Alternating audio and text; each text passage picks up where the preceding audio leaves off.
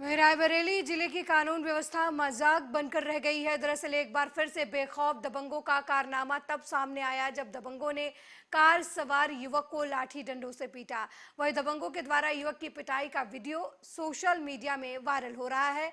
बता दें ये पूरा मामला गदागंज थाना क्षेत्र के कोलवा हमीरपुर गांव का बताया जा रहा है।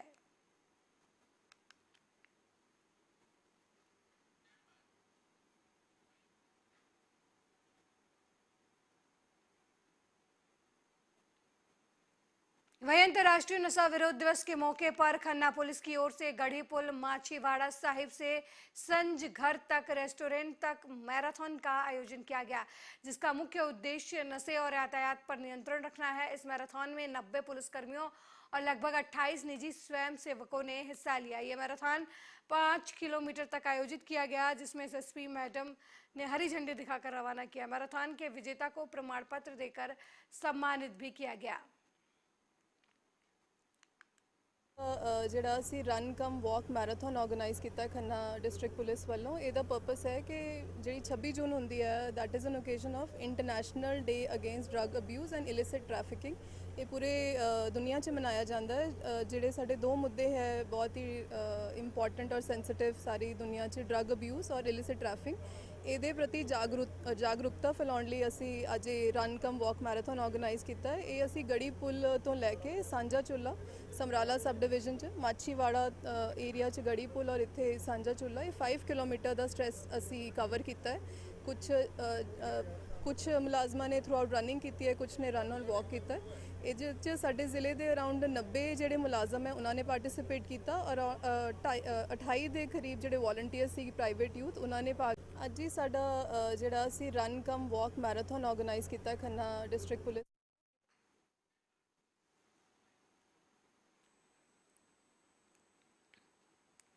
वहीं भीषण गर्मी की वजह से लोगों का हाल बेहाल है। गर्मी को देखते हुए प्रयागराज में बेसिक शिक्षा परिषद ने 26 जून से खुलने वाले स्कूलों को अब 2 जुलाई तक बंद रखने का फैसला लिया है।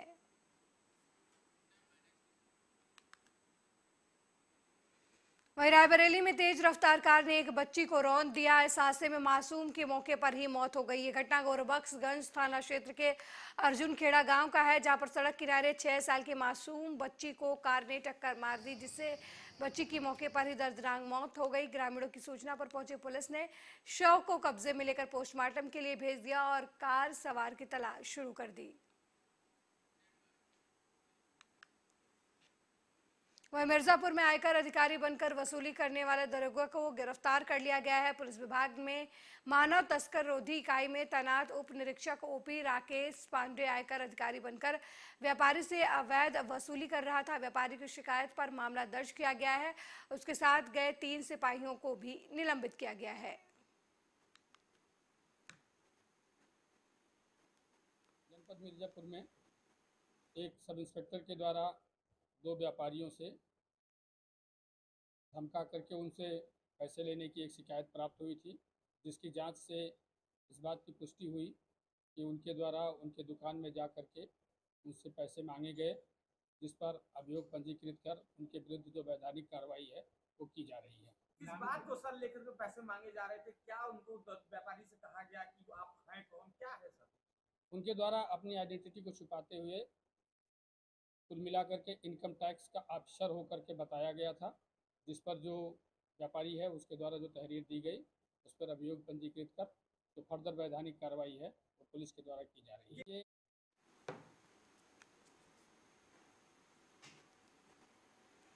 वहीं मिर्जापुर के कटरा कोतवाली क्षेत्र के गणेशगंज मोहल्ले में सालों से चल रहे जुए के फड़ पर छापा मारकर पुलिस ने 13 लोगों को गिरफ्तार किया है, जिनके कब्जे से पुलिस ने 11,320 रुपए और ताश की गड्डियां भी बरामद की हैं। बता दें कि यह कार्रवाई पुलिस ने टीम बनाकर बीती रात छापा मारा, जिसमें पुलिस ने 13 आरोपियों को गिरफ्तार किया। हालांकि इसका खुलासा एसपी सिटी ने पुलिस लाइन में प्रेस कॉन्फ्रेंस के दौरान किया।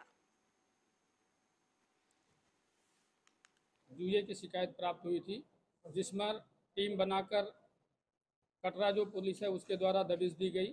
उसमें कुल मिलाकर 13 जुआरी पकड़े गए हैं, जिनमें फड़ जो होता है उस पर 11,320 रुपये बरामद हुए हैं।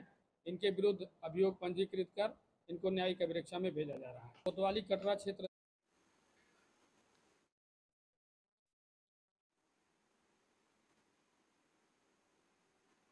वहीं रायबरेली में देर रात सड़क हादसा हुआ, जहां बारातियों से भरी कार अनियंत्रित होकर पुलिया से टकरा गई, जिसमें आधा दर्जन से ज्यादा बाराती गंभीर रूप से घायल हो गए। ये पूरा मामला डलमऊ थाना क्षेत्र के जोहवा नक्की गांव के पास का बताया जा रहा है।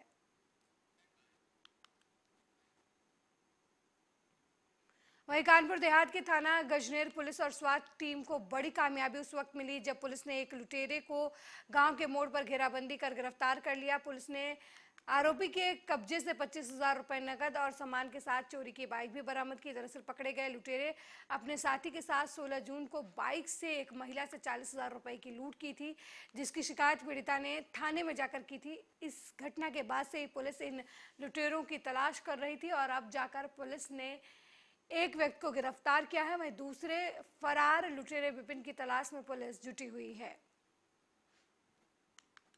आप सबको अवगत कराना है, अपर पुलिस महानिदेशक कानपुर जोन व पुलिस महानिरीक्षक रेंज कानपुर महोदय के कुशल मार्गदर्शन में व पुलिस अधीक्षक कानपुर देहात श्री DBG TS मूर्ति के निर्देशन में जनपद कानपुर देहात में अपराध नियंत्रण एवं घटनाओं के अनावरण के लिए विशेष अभियान और प्रयास किया जा रहा है। इसी क्रम में दिनांक 16/6/23 को थाना गजनेर के जसवापुर तिराहे पर एक महिला अंजू साहू से 2 अपाचे सवार अभियुक्तों ने 40,000 रुपए लूट लिए।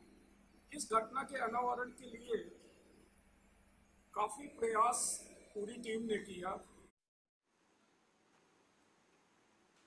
वहीं मानसून की दस्तक देते ही देश के कई राज्यों में आफत की बारिश शुरू हो गई। दिल्ली मुंबई में झमाझम बारिश के बीच आफत की कुछ तस्वीरें भी सामने आई हैं। मुंबई में बारिश के चलते एक बिल्डिंग गिर गई, जिसमें 2 लोगों के फंसे होने की खबर है। साथ ही हरियाणा के पंचकुला में बारिश के चलते एक कार नदी में बह गई। वहीं नई दिल्ली रेलवे स्टेशन पर पानी में डूबी हुई बिजली के तार के संपर्क में आने से एक महिला की मौत हो गई। हरियाणा के पंचकुला के खड़क मंगोली के पास माथा टेकने आई एक महिला की गाड़ी नदी में बह गई।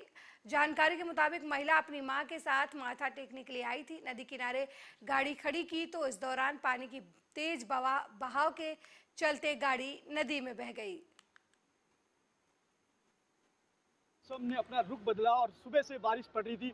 नई दिल्ली स्टेशन के पास एक महिला की मृत्यु हो गई। मृत्यु किस कारण हुई वो हम आपको बताते हैं। जो बिजली के खंभे होते हैं, स्ट्रीट लाइट होते हैं, उनको मेंटेनेंस डिपार्टमेंट अपना काम करने के बाद नंगे तार छोड़ देता है। कुछ ही वहाँ दिल्ली के कुछ महिला हमारे साथ जुड़ी हुई है, उनसे बात करते हैं। मैम नमस्कार। मैम, जो देखा जा रहा है स्ट्रीट लाइट जो खंभे रिपेयर होते हैं उसको जो तार है वो नंगे छोड़ देते हैं। आज ही नई दिल्ली स्टेशन पे एक महिला की मृत्यु हो गई है। इस पर आपकी क्या राय है? क्या इसको मेंटेनेंस पूरी तरह से रखना चाहिए या ऐसे नंगे तार छोड़ने चाहिए? ऐसे नंगे तार छोड़ने नहीं चाहिए, ये बहुत गलत है। इसे ठीक करना चाहिए मेंटेनेंस के लिए। तो क्या लगता है जो इसमें डिपार्टमेंट है कितना इसमें लापरवाही बरत रहा है? बहुत लापरवाही है, हर चीज हर जगह देखने को मिलेगा, नंगे तार मिलते हैं सब जगह। तो बारिश देखते हैं कहीं ना कहीं अपना रुख बदलती है। कुछ लोग और भी जड़े जी। आपका नाम? दीनानाथ। जी दीनानाथ। दीनानाथ जी, जो प्रशासन है, जो डिपार्टमेंट है, कहीं ना कहीं जिस तरह से पानी भर जाता है और जो एक महिला की करंट लग के मृत्यु हो रही है, क्या लगता है आपकी राय इसको लेकर क्या कहेंगे? देखिए, प्रशासन की जो लापरवाही है उससे आम लोगों की जो जान चली जाती है उसका कोई परवाह इन लोगों को नहीं है। अगर इनको समझदारी होती, इन्हें पता है कि ये जून लास्ट का महीना है, बारिश आ सकती है, मौसम विभाग बार बार अलर्ट कर रहा है, तो ऐसी चीज़ों पर इन लोगों को सावधान रहने की आवश्यकता था। जैसे सीवर भर जाना, नंगे तार छूट जाना, ये कहीं ना कहीं नुकसानदेह है। लेकिन ये लोग केवल इसके बजट के नाम से ले लेते हैं और कहीं ना कहीं इनकी बहुत बड़ी लापरवाही है। मैं तो ये भी कहूँगा कि ऐसे लोग जो जिम्मेदार पर्सन है उनके ऊपर धारा 302 के तहत कार्रवाई होनी चाहिए, तब ऐसे लोग सुधर पाएंगे। ठेकेदार लोग जो लोग हैं वो कहीं ना कहीं अपना खाना पूर्ति की तरफ बिल बना के तो देते हैं, उस पर काम नहीं करते। ये उनकी लापरवाही है। ये इसीलिए तो आपसे कह रहा हूँ कि उसमें चाहे ठेकेदार हो या संबंधित अधिकारी हो, चाहे वो रेलवे का हो या सिविल का हो, अगर ऐसे जो लापरवाही किए हैं उनके ऊपर धारा 302 के तहत अगर मुकदमा दर्ज होगा तो ऐसे लोगों में सुधार आएगा और ऐसे अनायास लोगों की मृत्यु नहीं होगी। चलिए कुछ लोग और भी जुड़े, उनसे ही बात करते हैं। जो लगातार देखा जाए तो नई दिल्ली स्टेशन पे जो जिस हिसाब से महिला की मृत्यु हुई है, और आम लोगों की क्या राय है, उनसे बात करते हैं। जी, आपका नाम? एडवोकेट रामेश्वर ठाकुर हुआ। मैं बिहार से हमारे लोग आए हैं और बीपी सिंह साहब और करुणानिधि के मेरे कहने का मतलब ये है, जो आज जो एक महिला की मृत्यु हुई है बारिश के कारण, जो नंगे तार तोड़े गए हैं, उसको लेकर क्या कहना चाहेंगे आप लोग? ये सरकार की नाकामी है और यहाँ एनडीएमसी के जो उप राज्यपाल महोदय के नाकामी है कि जो व्यवस्था बिजली की दुरुस्त नहीं है, आए दिन धक्का लग रहा है, बिजली से लोग मरे जा रहे हैं।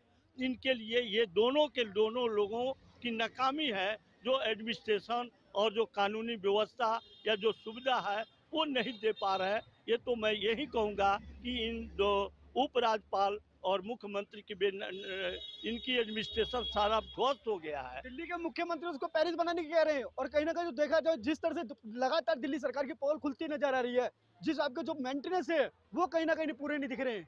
ये दिल्ली सरकार तो ऑटोमेटिक जिस वादा करके आया था यहाँ, वो वादा के लिए जो झुग्गी झोपड़पट्टी में जो लोग रहने वाले थे, उनकी जीवन गुजर बसर करने वाला था, ये फोकस दिया आ गए और इनकी तो अब किरकिरी हो रही है, क्योंकि उस झुग्गी झोपड़पट्टी वाले को जो उनके सुरक्षा व्यवस्था नहीं देख पा रहे। चलिए हमारे से एक युवा जुड़े हैं, उस युवा से बात करते हैं। आज सुबह देखा गया एक महिला की करंट लगने से मृत्यु होती है, जो डिपार्टमेंट है स्ट्रीट लाइट किस तरह से लापरवाही छोड़ते हैं, क्या कहना चाहेंगे इसके लेकर? सर वो तो प्राइवेट को दे रखा है ना, वो स्टेट क्या कर सकती है इसमें? प्राइवेट को दे रखा है मेंटेनेंस को, तो यानी जो बारिश हुई है उस बारिश के कारण नई दिल्ली स्टेशन के पास एक महिला की मृत्यु हो जाती है, तो मेंटेनेंस डिपार्टमेंट है उसको कितना लापरवाही बरत रहा है? अब तो वो ही देखेंगे ना, प्राइवेट कंपनी को दे रखा है तो वो कॉन्ट्रैक्ट में होगा, उनको उनके ऊपर केस करे। अब तो क्या कर सकते हैं, सरकार भी क्या कर सकती है?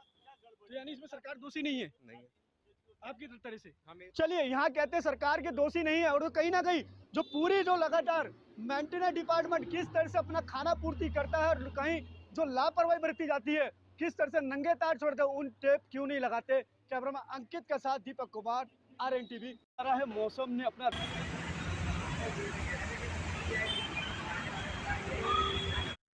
तरीके से पोल खुलती हुई नजर आ रही है। बात चाहे बिजली विभाग के मेंटेनेंस की हो या फिर सड़कों पर जल जमाव की, हर तरफ अफरा तफरी मच रही है। वहीं रेलवे स्टेशन के पास करंट लगने से एक महिला की मौत हो गई। ये तस्वीरें हम आपको दिखा रहे हैं दिल्ली की हैं, जहां खंभों में बिजली के तार जो हैं वो नंगे छोड़ दिए गए हैं बिजली विभाग के मेंटेनेंस की तरफ से। और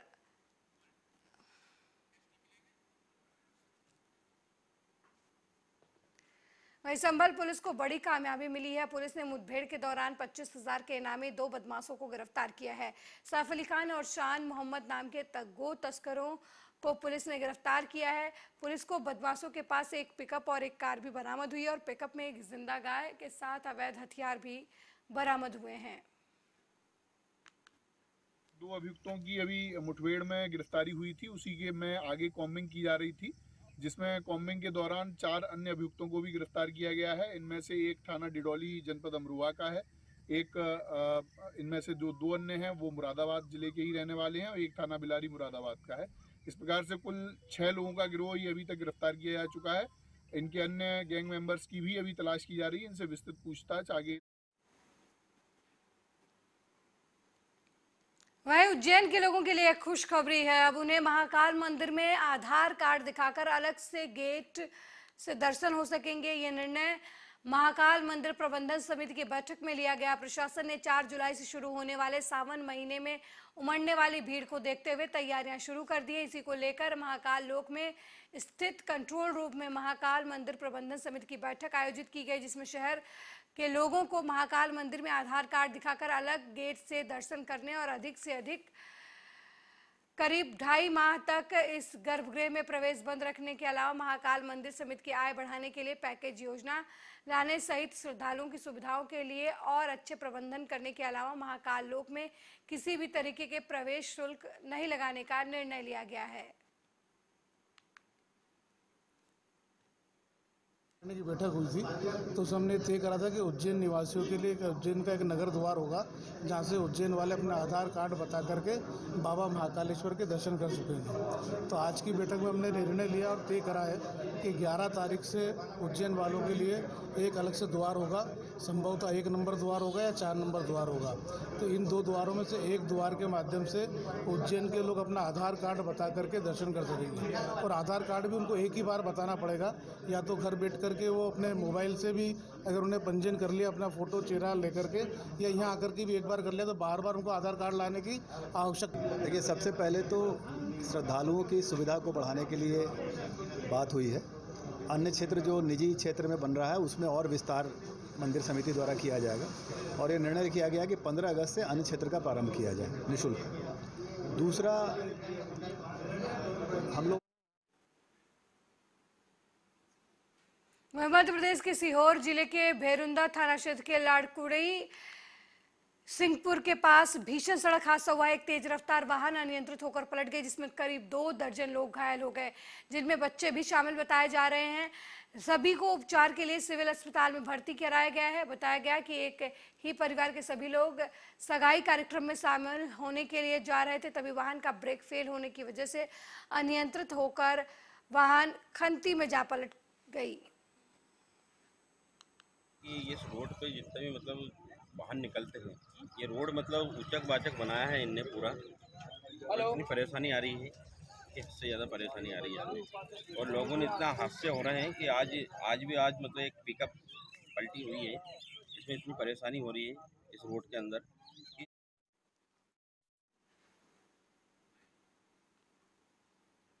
बीजेपी के राष्ट्रीय अध्यक्ष जेपी नड्डा ने रविवार को तेलंगाना के नागर कुर्नूल में एक रैली को संबोधित किया। इस दौरान उन्होंने विपक्षी दलों पर जमकर पलटवार किया। बीजेपी अध्यक्ष ने कहा कि बीआरएस पार्टी एक परिवार लिमिटेड की पार्टी बनकर रह गई है, तेलंगाना के विकास के बारे में नहीं सोचते। जेपी नड्डा ने कहा कि कांग्रेस मोदी को कभी मौत का सौदागर तो कभी सांप सचुंदर या चाय बेचने वाला बोलती है, लेकिन देश की जनता पीएम मोदी का बहुत सम्मान करती है। देश की जनता यही चाहती है कि नरेंद्र मोदी फिर से देश के प्रधानमंत्री बने। कोई कसर नहीं छोड़ी है। आज दुनिया में कोई ऑस्ट्रेलिया का प्रधानमंत्री कहते हैं Modi you are the boss, कोई कहते हैं यू आर दी हीरो, कोई कहते हैं you are the global leader, कोई कहते हैं you are reformer in chief. और पहले भारत दुनिया में जब अमेरिका जाता था, भारत जब अमेरिका जाते थे तो चर्चा क्या होती थी? टेररिज्म, पाकिस्तान, कश्मीर। अभी प्रधानमंत्री मोदी जी गए थे, किसी ने चर्चा पाकिस्तान की नहीं की, विकास की, डेवलपमेंट की और विकास को आगे बढ़ाया। ये बदलता भारत है। लेकिन जब हम कहते हैं कि Modi you are the boss, Modi you are the hero, Modi you are the global leader, Modi you are the reformer in chief, तो हमारे कांग्रेस भाइयों के पेट में मरोड़ होता है, मरोड़ मरोड़। क्या शब्द इस्तेमाल करते हैं? मोदी तुम नीच हो, मोदी तुम सांप हो, मोदी तुम बिच्छू हो, मोदी तुम अनपढ़ हो, मोदी तुम चाय वाला हो। लेकिन भारत की 140 करोड़ की जनता मोदी के साथ खड़ी हो जाती है और उनको जवाब देती है। ये हमको देखना चाहिए। और फॉरेन डायरेक्ट बेनिफिट के तर्ज पर यहाँ पर खर्च हो रहे हैं 1 साल के अंदर। आज हमारा इलेक्ट्रॉनिक में मैन्युफैक्चरिंग 500% बढ़ गई, 500 टाइम्स बढ़ चुकी है। मोबाइल जो हम 2014 में 92%, 92% वी यूज टू इम्पोर्ट, हम उसको बाहर से लाते थे, विशेष करके चाइना से लाते थे। आज आपके हाथ में जो मोबाइल है वो 97%, 97% इंडिया में बन रहा है और अब एप्पल का मोबाइल भी इंडिया में बन रहा है। आज जापान को पछाड़कर ऑटोमोबाइल इंडस्ट्री में हम दुनिया में 3रे नंबर पर खड़े हो गए। आज हम टॉय के एक्सपोर्ट में हमने तिगुना ही अपना एक्सपोर्ट बढ़ाया है। तो आप देखेंगे आर्थिक दृष्टि से आज भारत बढ़ता जा रहा है। एक समय में इंफ्रास्ट्रक्चर में 18 लाख कोई कसर नहीं। वहीं सपा अध्यक्ष अखिलेश यादव ने लोकसभा चुनाव 2024 को लेकर बड़ा दावा किया है। सपा अध्यक्ष अखिलेश यादव ने पटना में हुई विपक्षी दलों की बैठक को लेकर कहा कि ये सब लोग बड़ा दिल करके आगे बढ़ेंगे। इस बार जनता एक है, एनडीए को पीडीए हराएगी।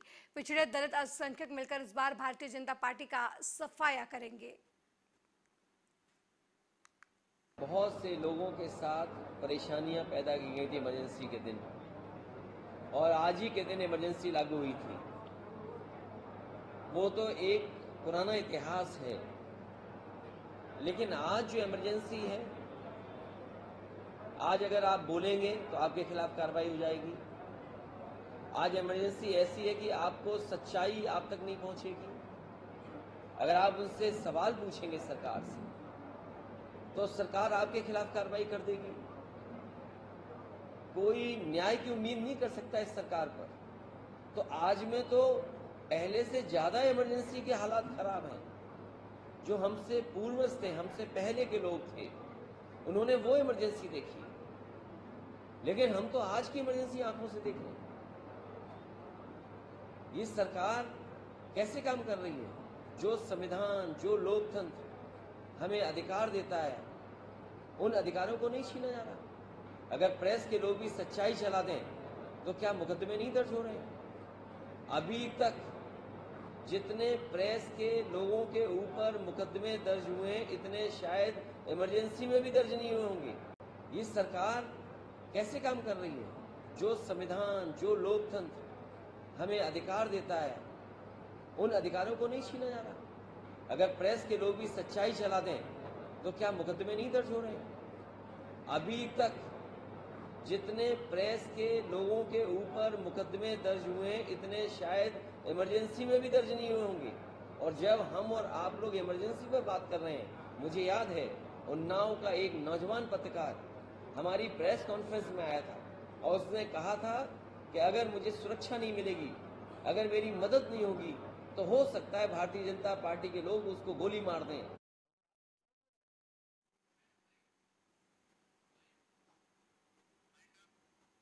मेरे साथ इस बुलेटिन में फिलहाल इतना ही। देश दुनिया की